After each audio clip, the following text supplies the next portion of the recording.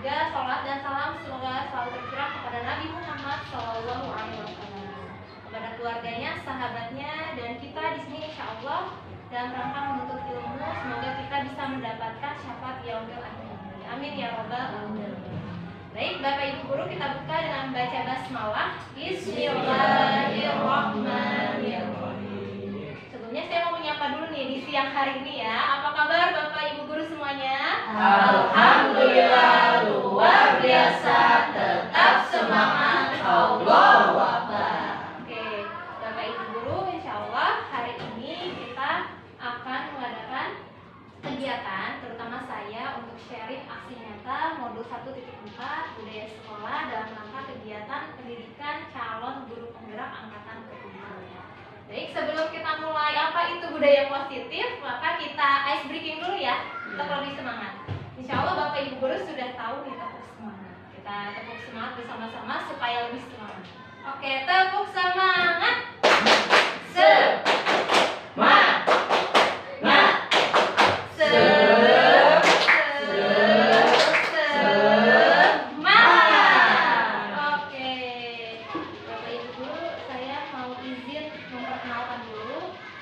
Fasilitator saya Ibu Tita Rosita, kemudian pengajar praktiknya Ibu Nurin Tasriatin Masuka, dan saya sendiri Ria Andriani, guru kelas 4 Istanbul SDIT Alfa.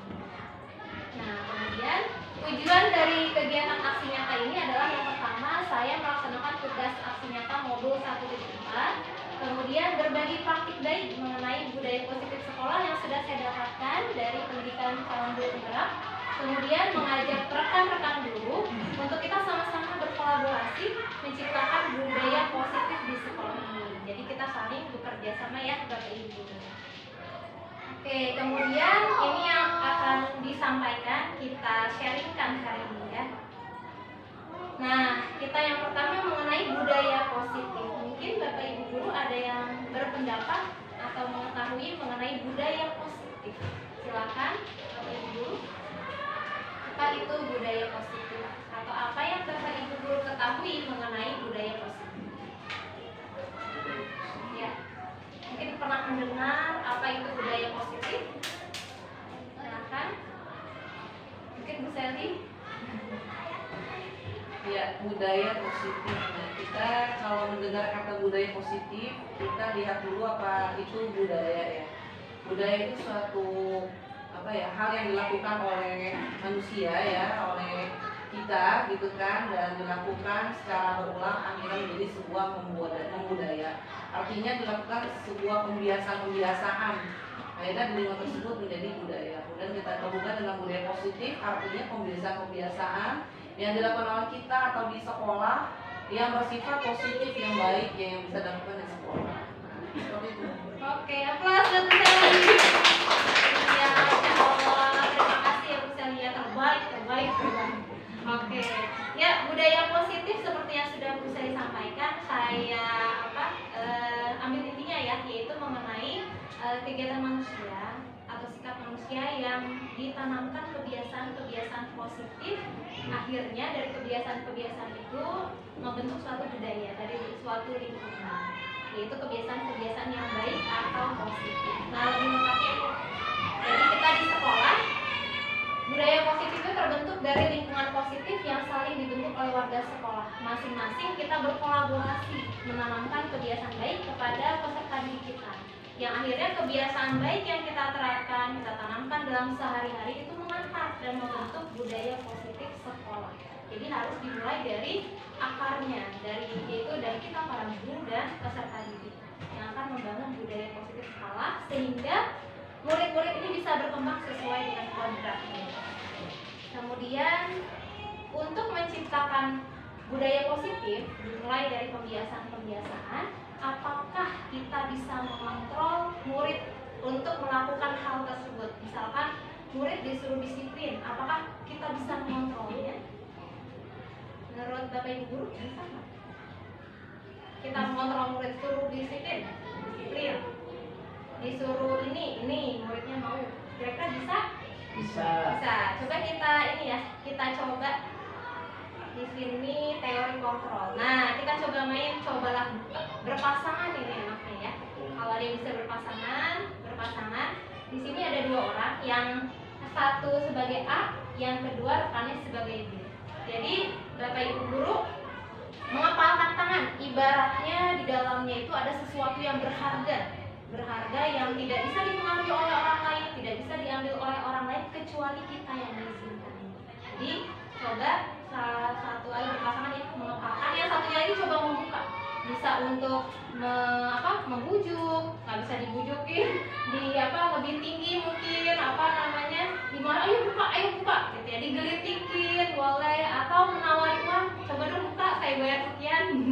Bisa coba Bapak Ibu guru, mungkin Pak Munir sama Pak Budi, yang satu mengapa, yang satu mencoba membuka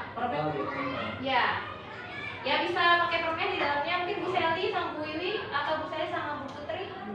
Nah, coba dikepalkan, waktunya 30 detik ya. Yang satu sesuatu yang berharga, yang satu mencoba membuka. Siapa yang mau mencoba membuka? Bu Selly, Bu Putri yang mempertahankan. Oke, silakan. Ya, coba kita kasih waktu 30 detik ya, dimulai dari sekarang. Oke, silakan coba. Bisa nggak? Mau dibujuk, mau dikritikin, mau di dipaksa. Oke, nah sekarang coba gantian sebelahnya. Pak Munir yang membuka, Pak Budi mempertahankan, Bu Selly yang mempertahankan, Bu Putri yang mencoba membukanya. Buka Pak. Oke, 1, 2, 3. Oke, ayo. dari Pak Munir duitnya. Ya. Oke. Nggak Sudah? mau, nggak bisa. Oke, prosedur masuk-masuk. Ada yang bisa terbuka? Sudah. Mampu terbuka. Berharga soalnya Bu. Berharga. Kita jawab ya bersama-sama nomor 1. Apakah Anda atau B membuka kepalan tangan Anda? Tidak. Mengapa tidak mau membuka? Karena Merasa berharga. ada sesuatu yang berharga. Yang kedua, apakah Anda menutup kepalan tangan Anda? Mengapa? Alasannya. Tadi Biar tidak terbuka, biar nggak bisa diambil. biar nggak bisa diambil sesuatu yang berharga itu ya. Nah, yang ketiga, dalam kegiatan ini sesungguhnya siapa yang memegang kendali kontrol untuk membuka dan menutup kepalan tangan? Diri sendiri. Ya, diri sendiri. Jadi kalau kita hubungkan dengan murid, sesungguhnya siapa yang bisa mengontrol murid itu sendiri? Dirinya sendiri, betul Bapak Ibu. Kita bisa mengontrol, bisa, tapi dengan melakukan berbagai hal. Nanti kita lihat ya. Dari ini ya, Dr. William di sini dalam kontrol teori yang kemudian berkembang dan dinamakan choice theory, meluruskan beberapa miskonsepsi. Jadi ada beberapa konsep yang selama ini kita anggap benar, ternyata salah ya, atau kurang tepat. Yang pertama, ilusi. Ilusi itu sesuatu yang nyata nggak Bapak Ibu? Enggak ya, nggak nyata. Berarti ilusi itu seperti angan. Guru mengontrol murid, jadi seolah kita bisa lah mengontrol murid, tapi sesungguhnya dari game study itu muridlah yang mengizinkan dirinya untuk dikontrol oleh gurunya.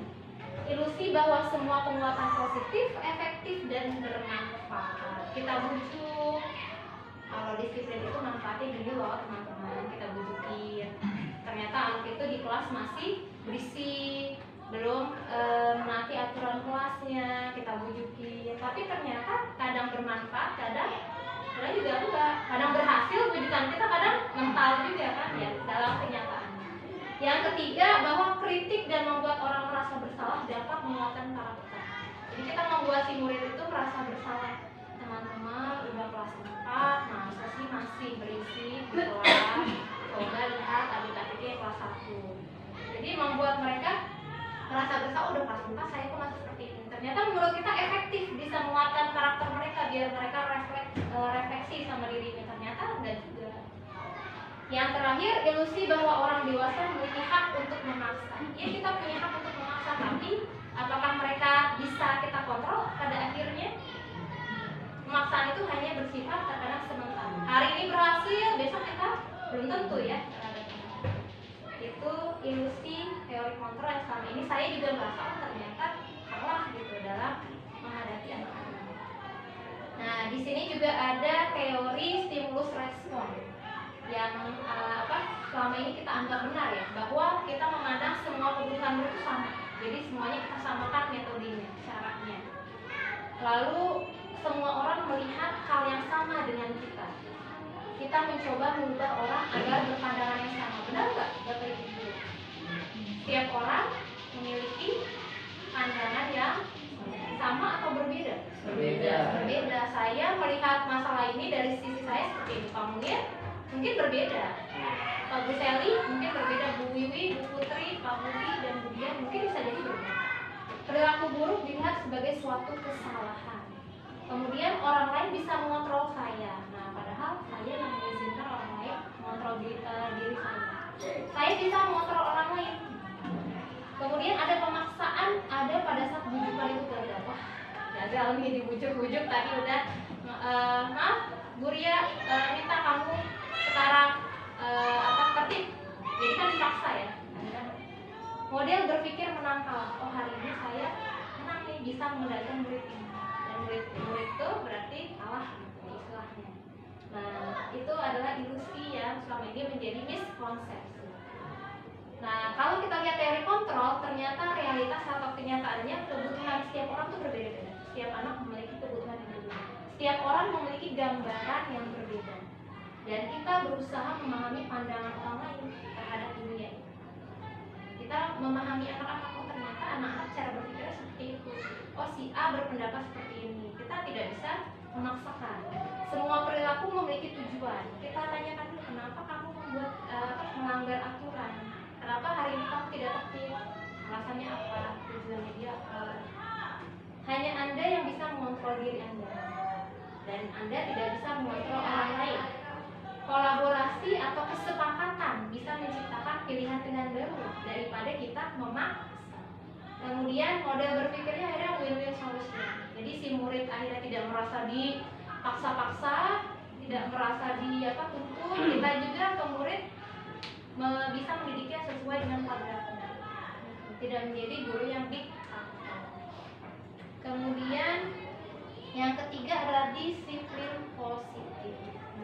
Di sini menurut Ki Hajar Dewantara menyatakan untuk mencapai kemerdekaan dalam pendidikan, untuk menciptakan murid yang merdeka, syarat utamanya harus memiliki disiplin yang kuat. Disiplin dari diri, dari motivasi internal yang sudah kita pelajari ya di pelatihan guru ini juga sudah kita pelajari. Disiplin positif merupakan sikap bertanggung jawab terhadap segala sesuatu berdasarkan nilai-nilai kebajikan yang dilandasi dari dirinya sendiri, motivasi internal. Nah, keyakinan terhadap nilai-nilai kebajikan itulah yang akan membuat diri seseorang bertanggung jawab. Jadi dia yakin terhadap nilai-nilai yang sudah diyakini dan dia ingin bertanggung jawab terhadap semua perilakunya. Dan akhirnya mendorong dirinya untuk merefleksi diri, menyadari untuk merefleksi diri. Nah, nilai kebajikan adalah nilai-nilai kebaikan yang diyakini oleh setiap orang. Kita bisa lihat di sini Bapak Ibu guru. Nilai kebajikan itu nilai kebaikan yang kita sudah yakini. Ada peduli, kebersihan, belas kasih, percaya diri. Nah, ini adalah nilai-nilai yang kita yakini memang sudah baik. Kemudian, motivasi perilaku. Di sini ada 3 motivasi perilaku. Oh ya teman-teman, sebelum kita lanjutkan supaya lebih semangat lagi, saya lupa ada yel-yelnya. Kalau saya bilang Bapak Ibu guru hebat, jawabannya adalah bergerak, tergerak, menggerakkan. Gitu ya, bergerak, tergerak, menggerakkan. Oke, siap? Supaya nggak bete ya. Bergerak, menggerak. Oke, siap? 1, 2, 3. Bapak Ibu guru hebat. Bergerak, tergerak, menggerakkan. Oke, Bapak Ibu guru hebat. Bergerak, tergerak, menggerakkan. Oke, di sini ada 3 motivasi teorinya. Yang pertama, menghindari ketidaknyamanan dan hukuman. Yang kedua, mendapatkan imbalan dan penghargaan. Yang ketiganya adalah menjadi orang yang mereka inginkan dan menghargai diri sendiri dengan nilai-nilai yang mereka percaya. Jadi ada 3 teori motivasi. Yang pertama, orang itu melakukan sesuatu karena menghindari hukuman, nggak pengen dihukum. Sama seperti anak-anak. Yang kedua, mendapatkan penghargaan. Yang ketiga tadi ya. Nah, ini yang kita harapkan bisa menjadi orang yang kita inginkan dan menghargai diri sendiri dengan nilai-nilai yang mereka percaya. Untuk poin 1 dan 2, Bapak Ibu guru kita sepakat ya bahwa ternyata nggak ada orang yang pengen dihukum ya, jadi menghindari. Kemudian semua orang juga pengen mendapatkan pujian, penghargaan. Namun di sini merupakan keduanya adalah motivasi eksternal dari orang lain. Artinya perilaku murid dipengaruhi oleh faktor luar, takut karena hukuman dan senang karena mendapatkan penghargaan. Yang ketiga adalah menjadi orang yang mereka inginkan, menghargai diri sendiri. Mereka menyadari nilai-nilai kebaikan yang mereka yakini dan harus dilakukan, merupakan perilaku yang didorong oleh motivasi internal. Artinya nanti si murid sudah menyadari bahwa perilaku yang dilakukan harus berasal dari dirinya sendiri, bukan ingin mendapatkan penghargaan atau hukuman. Nah, kita bicara tentang hukuman dan penghargaan. Ini ada beberapa kondisi yang diterima oleh seorang atas pelanggaran. Ketika murid melanggar, berarti dia mendapatkan hukuman. Biasanya seperti itu ya. Nah, ciri-cirinya hal yang membuat tidak nyaman, sistem tidak berjalan jika murid takut, hanya berlaku pada suatu institusi, tidak pada kehidupan nyata, dampaknya murid terpaksa. Dan penghargaan merupakan apresiasi atas tindakan yang dilakukan. Jadi membuat sesuatu yang tidak nyaman bagi murid dan sifatnya tadi memaksa sehingga murid itu menderita. Kebalikannya, penghargaan membuat murid senang, bangga, sehingga ada persaingan ya, termotivasi. Ada persaingan dan dampaknya murid akan bertindak sesuai dengan harapan penghargaan. Jika tidak, ia akan kecewa. Nah, ketika hukuman dan penghargaan diberikan terus-menerus, apa yang akan terjadi Bapak Ibu guru? Kira-kira kita selalu pakai di kelas, misalkan yang melanggar hukuman, yang bagus-bagus kita kasih reward terus misalkan. Apa yang akan terjadi?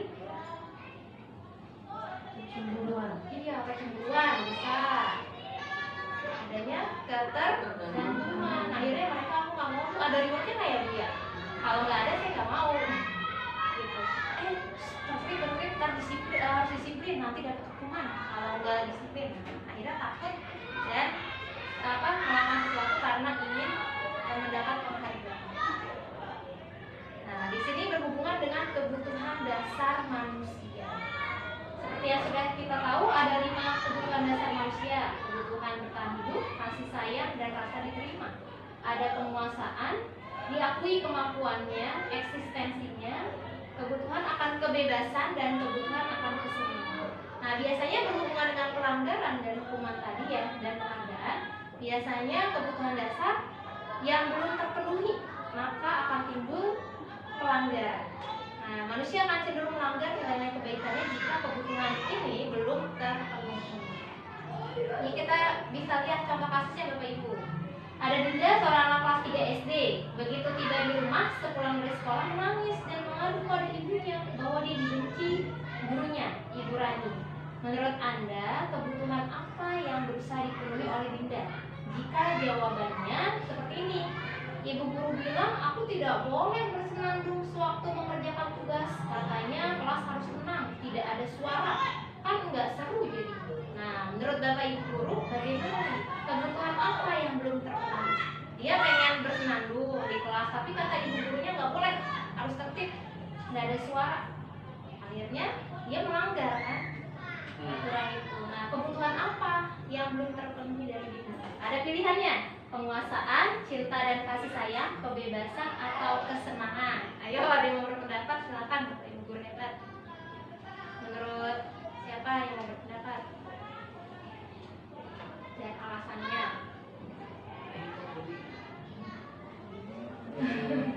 Silakan. Dia bersenandung. Ya, Bu Wiwi. Kebebasan dan kesenangan sih Kebebasan sebenarnya. dan kesenangan. Alasannya kenapa Bu? Karena dia senang bernyanyi gitu, tapi dilarang gitu. Iya. Karena akan mengganggu.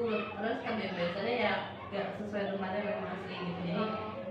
Jadi dia belum bisa menempatkan waktunya. Oke, aplaus buat Bu Wiwi, hebat. Terbaik. Oke, ada lagi? Bapak Ibu guru? Udah. Ya, jawabannya betul ya. Karena lebih utamanya kesenangan. Karena dia senang tadi bersenandung. Senang bersenandung tapi dilanggar gitu ya. yang lebih utama adalah kesenangannya. Dia senang bersenandung. Kebebasan juga betul, tapi karena di sini pilihan ya, yang lebih tepat itu adalah kesenangan. Dia senang bersenandung, berulang-ulang di kelasnya, tapi tidak boleh. Karena tidak terpenuhi itu akhirnya dia melanggar. Kapan? Betul tadi tidak sesuai tempatnya. Dinda boleh bersenandung, tapi kira-kira di jam waktu kapan ya? Diberikan kesempatan, kebebasan juga tadi. Oh iya, waktu ini yang dulu ya, waktu istirahat boleh nggak kira-kira? Jadi diberikan solusinya. Kalau kita memberikan solusinya, kira-kira dia melanggar terus nggak ya? Dia pelajaran, kira-kira akan melanggar terus. Nah, kemudian ada posisi kontrol. Iya, posisi kontrol. Nah, di sini Bapak Ibu guru ada 5 posisi kontrol. Nah, ketika saya belajar ini, saya ini ya, refleksi diri. Ternyata selama ini saya juga salah ini. Posisi kontrol seorang guru menghadapi anak-anak murid tadi berhubungan dengan hukuman dan pelanggaran ya, serta penghargaan. Ada 5. Yang pertama penghukum. Kita sambil berefleksi ya, Bapak Ibu guru boleh di dalam hatinya masing-masing. Ketika posisi guru sebagai penghukum, maka dia akan membentak, menghardik, dan bersikap diktator. Ya. Maaf anak-anak, tidak seperti itu. Menurut gurunya begini, kamu harus begini. Nah, jadi berkuasa ya, di kelas. Membuat rasa bersalah. Nah, ini tipe saya awalnya ya, sebelum saya belajar ini. Nada suara lembut, menyampaikan kalimat kekecewaan yang membuat murid merasa bersalah. Nanti ada contoh. Aduh, gurunya kecewa nih sama teman-teman gitu ya. Nadanya lembut tapi dalam ya. Biasanya itu membuat rasa bersalah. Yang ketiga sebagai teman, akrab, menyampaikan kalimat persuasif, ajakan disertai candaan. Lalu ada memantau, formal, menggunakan stimulus respon, bertindak berdasarkan kesepakatan. Kamu melanggar hari ini, kesepakatannya apa? Yang sudah kita sepakati. Jadi pemantau, guru sebagai pemantau. Dan yang terakhir manajer. Suasana tulus, membimbing murid menyadari kesalahannya, mendorong kesediaan murid memperbaiki kesalahannya melalui tahapan-tahapan penyelesaiannya atau segitiga resiko. Nanti kita lihat Bapak Ibu guru. Posisi kontrol. Ini ada contohnya. Terlambat lagi, pasti terlambat lagi. Selalu datang terlambat. Kapan bisa datang tepat waktu? Jadi karena ada apa dan kalimatnya juga begitu. Membuat rasa bersalah, nak, kamu ini bagaimana ya? Kamu sudah berjanji dengan Bapak tidak akan terlambat lagi. Namun kenapa ya? Kamu senang sekali mengecewakan Bapak. Bapak benar-benar kecewa. Jadi memang lembut ya. Tapi kekecewaannya itu diungkapkan. Aduh, anaknya udah lembut aja itu ya. Kekecewaan. Kemudian ada teman. Nah, ayolah bagaimana sih kamu? Kemarin kan udah janji ke Bapak. Kenapa kamu terlambat lagi sambil ketawa-tawa?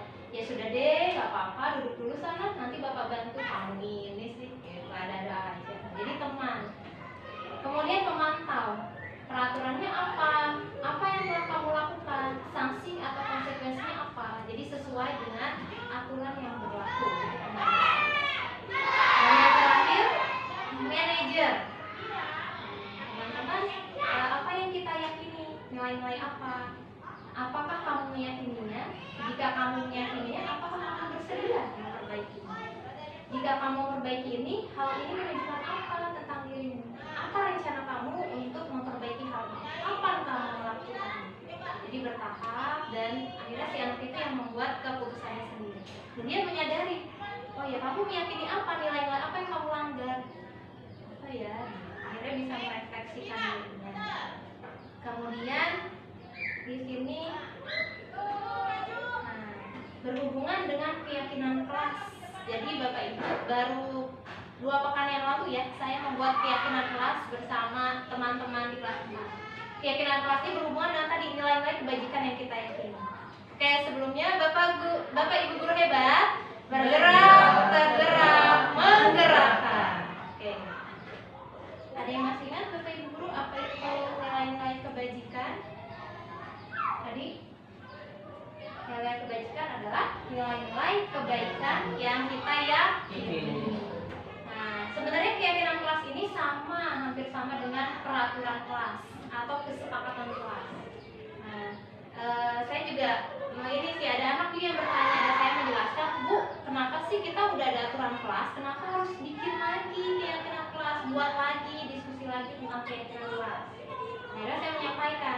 teman-teman, kalau aturan kelas, yang namanya aturan itu kan serangkaian hal-hal yang kita sudah sepakati ya, sudah ada aturannya. Biasanya kalau bahasanya peraturan itu, kita itu lebih merasa untuk terpaksa menjalankan.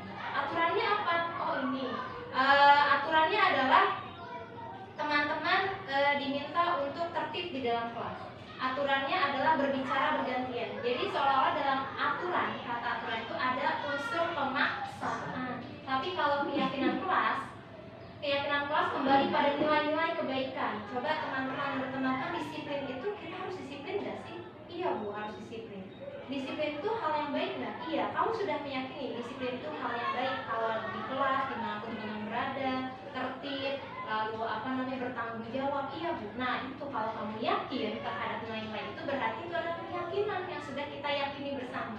Bertanggung jawab, sopan, tadi ada disiplin, jujur, menghormati dan menyayangi, itu adalah bagian dari nilai-nilai yang sudah kita yakini, maka namanya adalah keyakinan kelas. Maka teman-teman, hari ini pada waktu itu saya bersama teman-teman kelas 4 kita ubah ya teman-teman, aturan kelasnya kita jadikan keyakinan kelas. Jadi begitu Bapak Ibu guru. Jadi keyakinan itu kan asalnya tadi dia sudah meyakini, berarti dari motivasi internal. Kalau aturan kelas lebih banyak dominan juga mungkin guru ya, lebih banyak memberikan masukan. Jadi masih bisa itu khawatirnya motivasi eksternal dari guru. Jadi kemarin sudah dibuat di kelas saya itu keyakinan kelas berdasarkan apa yang sudah saya pelajari. Nah, salah satu nilai-nilai kebajikan yang menjadi visi sekolah semuanya adalah yaitu profil pelajar Pancasila. Ternyata profil pelajar Pancasila ini adalah salah satu nilai-nilai contoh dari nilai-nilai kebajikan. Ada yang masih ingat nggak Bapak Ibu? Profil pelajar Pancasila. Ada nyanyiannya ya? Apa nyanyiannya? Ada yang masih ingat? Harus Pak. Ya. Belajar Pancasila, beriman dan bertakwa pada Tuhan yang Esa dan berakhlak mulia, berkebinekaan global, gotong royong mandiri, kreatif dan bernalar kritis. Ya, ternyata yang sudah kita nyanyikan itu anak-anak juga sudah menyanyikan, itu adalah bagian dari nilai-nilai kebajikan. Kemudian nah ini pembuatan keyakinan kelas yang sudah saya sepakati. Kalau di kelas kemarin saya dari aturan kelas saya turunkan di keyakinan kelas. Salah satu ciri-cirinya adalah keyakinan kelas itu kata-katanya yang bisa dipahami anak-anak, mudah diingat dan simpel. Jadi ketika ada pelanggaran, maaf teman-teman, nilai keyakinan kelas apa yang kalian langgar atau yang kamu langgar. Dia gampang, ada 5 jujur, disiplin, bertanggung jawab, menghormati, sopan dan menyayangi. Ini prosesnya ketika berdiskusi, nilai-nilai apa yang kalian yakini, nilai kebaikan tulis dengan positif ya. Lalu setelah kita sepakati diskusi bersama, mereka menghiasnya kembali secara berkelompok supaya mereka juga lebih ingat dan lebih senang ketika melihatnya. Oh iya, jadi saya ingat cara berwarna-warni ya, anak-anak itu suka warna-warni, jadinya biar supaya mereka ingat, mudah diingat mereka dan mudah untuk dipahami. Kemudian ya ini secara bergantian menempelkan keyakinan kelas yang menurut mereka. Nah, yang terakhir Bapak Ibu guru adalah segitiga restitusi. Segitiga restitusi tadi sudah disampaikan adalah tahapan dari cara penyelesaian ketika terjadi pelanggaran terhadap keyakinan kelas. Biasanya kita juga Bapak Ibu guru Alfamil ini udah mengerjakan ini, udah melaksanakan ini. Biasanya kan kalau ada anak yang melanggar dipanggil. Nah, kenapa? Gitu kan. Alasannya, kenapa kamu melakukan ini? Kenapa alasannya? Apa yang membuat kamu seperti ini? Gitu. Sebenarnya kita sudah melakukan, tapi kita belum tahu tahapan nama-namanya. Ada 3 tahapan proses dalam melakukan restitusi. sebuah tindakan terbimbing yang dibantu oleh guru agar murid menyadari kesalahan yang dilakukannya, bersedia bertanggung jawab dan mampu mencari solusi atas permasalahan yang dihadapinya. Nah, di sini segitiga restitusi yang sudah dilakukan ya melalui sebuah penelitian juga merupakan cara efektif dalam menangani permasalahan yang dihadapi murid. Posisi kontrol guru dalam menjalankan segitiga restitusi adalah sebagai manajer. Nah, tadi kita juga belum menyimakkan itu. Dari posisi kontrol itu, posisi kontrol mana yang paling baik menurut Bapak Ibu guru? Dari 5 tadi ya, ada penghukum, ada pemantau, ada apa tadi? Teman, lalu ada manajer, ada pembuat rasa bersalah. Nah, dari 5 itu mana yang paling baik? Yang posisi dia manajer. Ya, mudah-mudahan dengan ciri-ciri tadi kita berusaha gitu ya untuk memposisikan diri kita sebagai manajer. Walaupun kita masih dalam tahap belajar, minimal kita menghindari penghukum ya Bapak Ibu guru. Saya yakin udah nggak ada di Al-Kamil kita sebagai penghukum.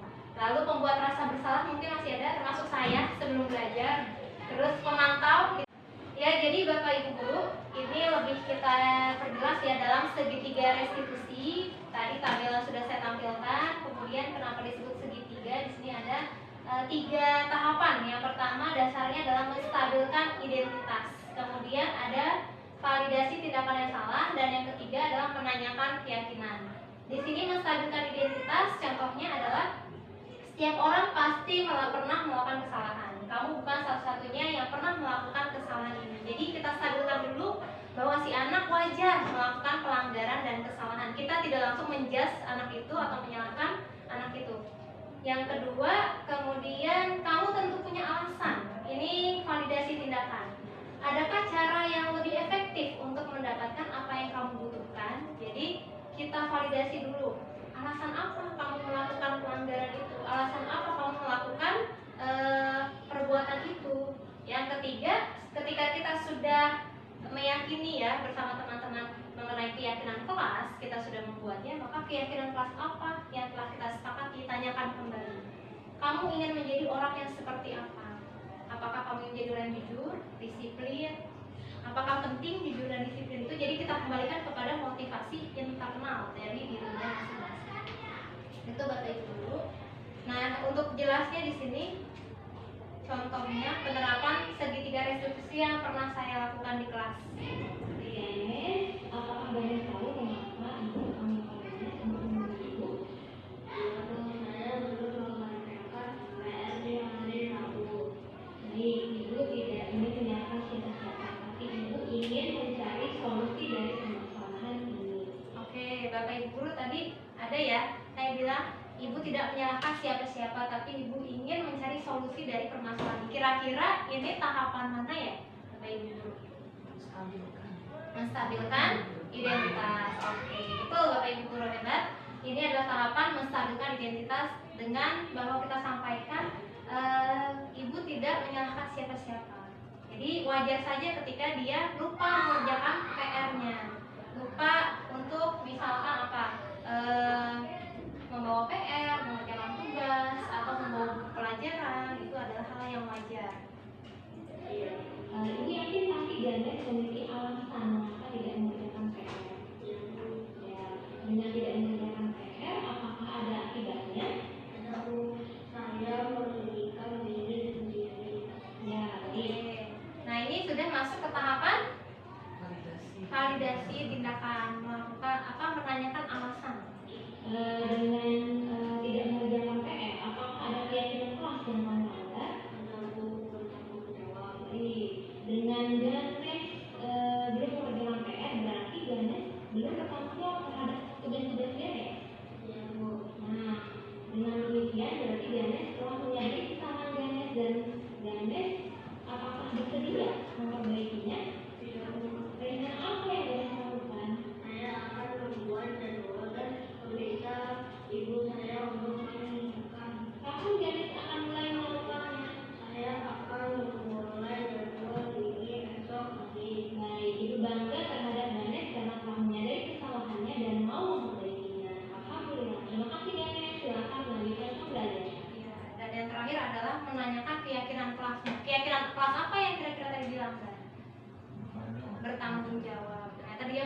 mengerjakan tugas-tugasnya, mengerjakan PR-nya. Dan kita langsung di keyakinan kelas, apa yang kamu langgar? Bertanggung jawab. Apakah kamu bisa memperbaiki diri? Langsung kita, iya saya bersedia. Ketika kamu bersedia, apa yang kamu lakukan? Jadi terus gitu ya, bertahap. Oh iya, saya akan buat jadwal saya, kapan bermain, kapan mengerjakan PR, lalu siapa yang membantunya? Kan dia masih ini ya, masih anak-anak, dia juga butuh sosok lain untuk membantu. Oh, ibunya yang mengingatkan. Kapan dilakukannya?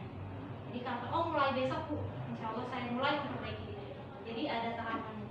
Apa yang dilanggar, alasannya apa, lalu dia bersediakah memperbaiki diri. Kemudian ketika sudah bersedia, apa yang rencana yang akan dilakukan dan kapan, itu langsung kita eksekusi supaya dia juga, kalau perlu ada tipe anak lupa, catat ya. Nah juga nih, saya juga masih berusaha di kelas untuk menerapkannya sama teman-teman yang lain gitu ya. Ketika misalkan di kelas ada ya, biasanya satu yang menjadi pemicu masalah, itu masih saya proses untuk penerapannya. Kemudian yang selanjutnya, nah terakhir adalah refleksi kegiatan pengimbasan. Alhamdulillah Bapak Ibu Guru, kita sudah sampai pada refleksi. Mungkin saya minta 1 atau 2 orang Bapak Ibu Guru dari apa yang sudah saya sampaikan, apa yang Bapak Ibu Guru dapatkan, mudah-mudahan yang tadi saya sampaikan yang bisa bermanfaat gitu, mereminder kembali posisi kita gitu ya sebagai guru, bahwa kita selama ini sebagai guru itu butuh merefleksi diri, apakah kita sudah efektif gitu dalam mendidik anak-anak, dalam memberikan pencerahan atau masukan kepada anak-anak, betul tidak posisi kontrol kita terhadap anak-anak tadi gitu. Dan juga membangun motivasi internal yang selama ini masih kita usahakan ya, dan juga kita membangun motivasi internal tentunya dari dalam diri kita sendiri dulu, baru kita keluarkan kepada mereka. Semua ini dari motivasi internal, tadi ada disiplin positif, lalu ada hukuman dan penghargaan, tentang konsep hukuman dan penghargaan, lalu ada posisi kontrol, ada juga keyakinan kelas, segitiga restitusi. Semuanya rangkaian-rangkaian itu adalah guna untuk membangun budaya positif sekolah yang kita inginkan sesuai dengan visi sekolah. Seperti itu Bapak Ibu Guru, silakan Bapak Ibu Guru ada yang ingin menyampaikan refleksi apa yang sudah Bapak Ibu Guru dapatkan dari sharing saya dengan Bapak Ibu Guru hari ini. Silakan mungkin dari Bapak Guru atau Ibu Gurunya, silakan ada yang menyampaikan. Pak Munir, silakan Pak Munir. Pak Budi, Bu Seli, Bu Putri, atau Bu Wiwi. Ya, silakan. Ya, ini membuat saya satu ya, mengintrospeksi diri dalam mengajar, terus juga ternyata masih di tahapan yang butuh perbaikan juga, terus juga dalam menyelesaikan permasalahan, tahapan yang saya lakukan saya rasa belum pas gitu. Dengan belajar seperti ini, saya dapat ilmu yang bisa menerapkan diri saya bagaimana menyelesaikan masalah dengan baik, dan juga menuntaskan dan menargetkan anak-anak dengan kesadaran dirinya sendiri. Oke, luar biasa. Kita luar biasa.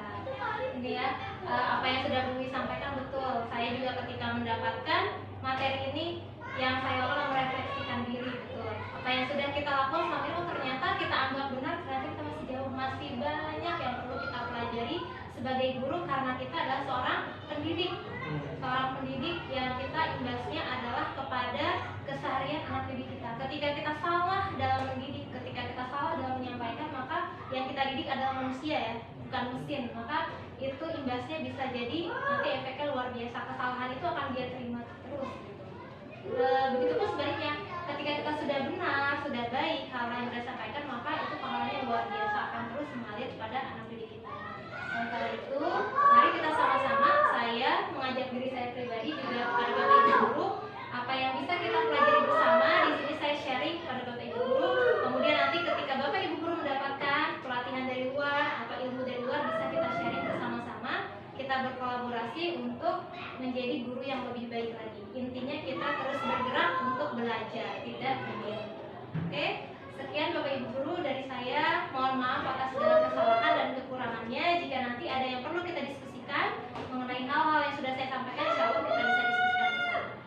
Bapak Ibu guru terakhir sebelum kita tutup, Bapak Ibu guru penggerak hebat, bergerak, tergerak, menggerakkan. Oke, mohon maaf atas segala kekurangannya. Alhamdulillahirobbilalamin. Assalamualaikum warahmatullahi wabarakatuh. Waalaikumsalam warahmatullahi wabarakatuh. Terus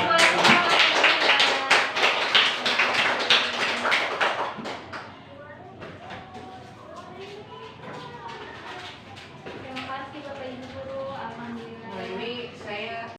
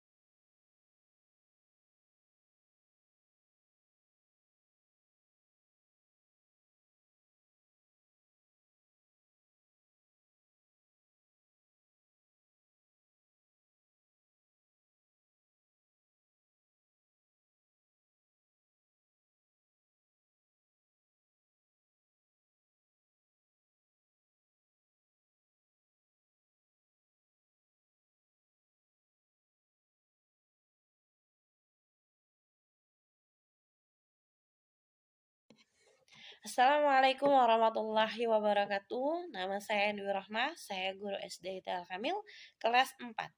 Saya ingin memberikan refleksi hasil dari pelatihan yang diberikan oleh Buria dengan tema budaya positif sekolah.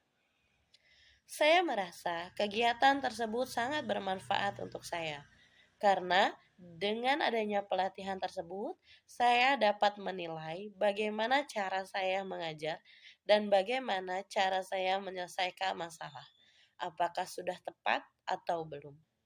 Dengan kegiatan tersebut, saya mengetahui bahwa cara terbaik dalam posisi kontrol di kelas adalah manajer. Karena dengan kegiatan tersebut, kita dapat mengetahui tahapan-tahapan yang tepat dalam menyelesaikan masalah. Selain itu, tahapan cara penyelesaian pelanggaran atau kelas itu dapat dikelola dengan cara memberikan keyakinan kelas, ya. Dengan cara itu, kita dapat mengingatkan teman-teman dengan selalu menaati aturan yang diberikan maupun kita sepakati bersama dengan teman-teman kecil di kelas. Cara penyelesaian terbaik dan juga bagaimana mengelola budaya positif di sekolah tidak hanya ingin kita lakukan di kelas, tentunya dengan dukungan orang tua di rumah. Sehingga budaya positif ini dapat terlaksana dengan baik dengan kesadaran dari diri siswa itu sendiri. Semua itu tentu dengan bantuan orang tua dan juga guru-guru di sekolah dan juga seluruh warga sekolah yang siap untuk menciptakan budaya positif di sekolah. Terima kasih. Assalamualaikum warahmatullahi wabarakatuh.